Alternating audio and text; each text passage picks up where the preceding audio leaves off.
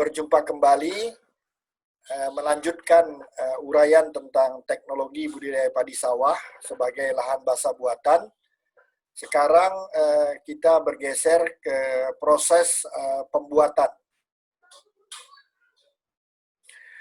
Proses pembuatan sawah, kegiatan bersawah dapat dilakukan di berbagai tempat, mulai dari daerah tropis sampai daerah subtropis. 39 derajat lintang selatan sampai dengan 50 derajat lintang utara, baik di dataran rendah maupun di dataran tinggi, mulai dari 0 meter dari permukaan laut sampai 2.500 meter dari permukaan laut. Jadi range dan skopnya cukup luas ya, yang bisa dikembangkan untuk proses pembuatan sawah ini. Di Indonesia, kegiatan bersawah dilakukan di berbagai tipe tanah, terutama di tanah bertipe aluvial, clay, regosol, grumosol, potsolik, latosol, andosol, dan mediterranean. Ini menurut Surjani et al. Tahun 1987. Proses pembuatan sawah, sawah dibangun pada lahan yang tidak bersarang atau porus, dengan membuat petak-petak yang dibatasi oleh pematang sehingga memungkinkan terbentuknya lahan yang tergenang. Jadi ada semacam pembatas agar air itu bisa tergenang. Ini menurut Wibowo et al. Tahun 1996. Pematang sawah dibuat padat, kokoh, serta tidak mudah bocor dan longsor. Pematang biasanya berukuran lebar dasarnya 40-50 cm, lebar atas 30-40 cm, dan tingginya berkisar 30-40 cm. Pematang ini secara berkala dilapisi lumpur agar bersih, rapi, dan tidak mudah ditumbuhi gulma. Jadi benar-benar jadi pembatas yang kalau sawah pada kondisi digenangi itu airnya tidak rembes keluar. Ini menurut Surya Permana et al. Tahun 1994. Apabila lahan sawah mulai digenangi air, selanjutnya dilakukan kegiatan pencangkulan, pembajakan, dan penggaruan tanah dengan tujuan mengubah tanah tergenang menjadi tanah yang berlumpur dan siap ditanami padi. Pengolahan tanah dilakukan hingga kedalaman 15-20 cm sampai terbentuk tanah dengan perbandingan lumpur dan air 1:1. Pembajakan atau pudling berguna untuk memudahkan penanaman semai padi, memperbaiki kondisi tanah, mengurangi perkolasi air, serta mengendalikan gulma untuk mengatur irigasi pada pematang sawah, dipasang pipa pemasukan dan pelimpasan air yang dapat dibuat dari bambu atau saat ini mungkin menggunakan paralon. Jadi ini untuk pengaturan keluar masuknya air sesuai dengan kondisi dan saat atau usia dari padi yang ditanam. Sistem penanaman padi dapat dilakukan dengan dua cara. Yang pertama disebut dengan sistem pindah biasa. Sistem pindah biasa dilakukan dengan menanam 2-3 batang padi per rumpun dengan jarak tanam 25 x 25 cm. Yang kedua, sistem pindah legowo 22. Sistem pindah legowo 22 dilakukan dengan menanam padi secara berselang-seling antara 2 baris tanaman dan 2 baris kosong dengan jarak tanam 25 x 12,5 cm. Ini berarti pada sistem pindah legowo 22 terdapat ruang terbuka sebesar 50% dari total luas pertanaman. Ini secara diagramatis bisa dilihat. Yang pertama, sistem tanam biasa, jarak pada saat meletakkan padi atau menanam di lahan itu dari satu ini ke sini 25, ke jalur berikutnya 25. Nah, berbeda dengan sistem tanam legowo 22.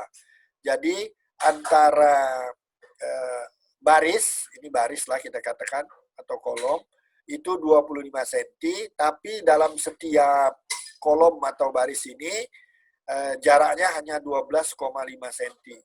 Nah, antara kelompok yang pertama yang 25 cm ini ada jarak kosong sebesar 75 cm.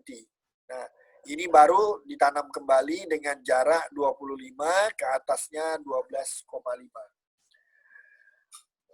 Pada kedua sistem tanam ini, 1 hektar sawah ditanami sekitar 160.000 populasi tanaman padi. Jadi bisa sama ya, seolah-olah tadi nampaknya karena ini ada ruang kosong, tapi karena ini jauh lebih rapat, ternyata hasilnya kisarannya sama ya, 160.000 populasi tanaman padi. Jarak penanaman padi akan berpengaruh pada pertumbuhan gulma. Nah, jarak tanam yang dekat akan dapat menekan pertumbuhan gulma sehingga gangguan gulma dapat diperkecil. Namun, jika jarak tanam terlalu dekat, pertumbuhan padi juga akan terhambat. Jadi, positif negatif ya. Di satu sisi bisa menekan gulma sebagai pesaing dalam mengambil hara dari lahan, tapi di sisi lain juga antar padinya sendiri juga tidak menutup kemungkinan akan terjadi kompetisi. Sawah mengalami 2 periode berkala, yaitu periode basah dan periode kering. Periode basah terjadi saat dilakukan pengolahan tanah hingga masa tanam selesai, yaitu sekitar 1 hingga 3 bulan. Ini untuk padi yang umurnya berapa ini? Di atas 100 tentu ya, kalau 3 bulan kan 90. Periode kering terjadi saat padi akan dipanen. Jadi mungkin setelah 3 bulan masuk umur pematangan, ini periode kering. Para petani selalu menjaga lahannya agar tidak terlalu kering untuk mempermudah pengolahan lahan serta mempercepat perkembangan akar padi. Walaupun ini disebut periode kering, bukan kering benar-benar kering, tapi dengan memperhatikan tingkat kelembaban agar perkembangan akar padi tidak terganggu. Di beberapa daerah, lahan kering atau sawah tak ada hujan, kegiatan bersawah dilakukan dengan sistem tumpang sari, yaitu kegiatan bersawah yang menggabungkan penanaman padi dengan tanaman palawija seperti jagung, kacang-kacangan, atau singkong secara bergantian. Kegiatan tumpang sari biasanya dilakukan pada musim kemarau yang bertujuan untuk memaksimalkan produktivitas lahan. Jadi memasuki musim hujan mereka biasanya menanam padi, lalu pada saat curah hujan mulai berkurang masuk ke ini mereka tanam tanaman palawija seperti di sini contohkan jagung, kacang-kacangan, singkong secara bergantian. Selain kegiatan tumpang sari, kegiatan bersawah juga dapat digabungkan dengan pemeliharaan ikan yang biasa disebut dengan yang tadi ya, mina padi. Sistem budidaya ikan di sawah terbagi menjadi 3, yaitu memelihara ikan selama 3 bulan hingga 4 minggu antara musim tanam padi. Penyelan artinya. Lalu memelihara ikan di sawah saat padi tumbuh, ini mina padi. Lalu memelihara ikan setelah musim tanam kedua, yaitu pada saat penanaman palawija. Kegiatan pemeliharaan ikan dengan padi atau mina padi biasa dilakukan di sawah pasang surut dan sawah lebak ya. Jadi daerah pasang surut macam di daerah kita ini banyak sekali. Ini harusnya dimanfaatkan karena tadi kita sudah lihat nilai ekonomisnya. Baik, demikian uraian bagian kedua dari sawah sebagai lahan basah buatan. Ini masih sama sumbernya dari lahan basah buatan di Indonesia, Wetland Internasional. Terima kasih. Ketemu kembali pada uraian berikutnya dari sawah. Demikian uraian bagian kedua dari sawah sebagai lahan basah buatan. terkait proses pembuatannya. Nanti ketemu kembali di sesi berikutnya terkait dengan uraian yang selanjutnya.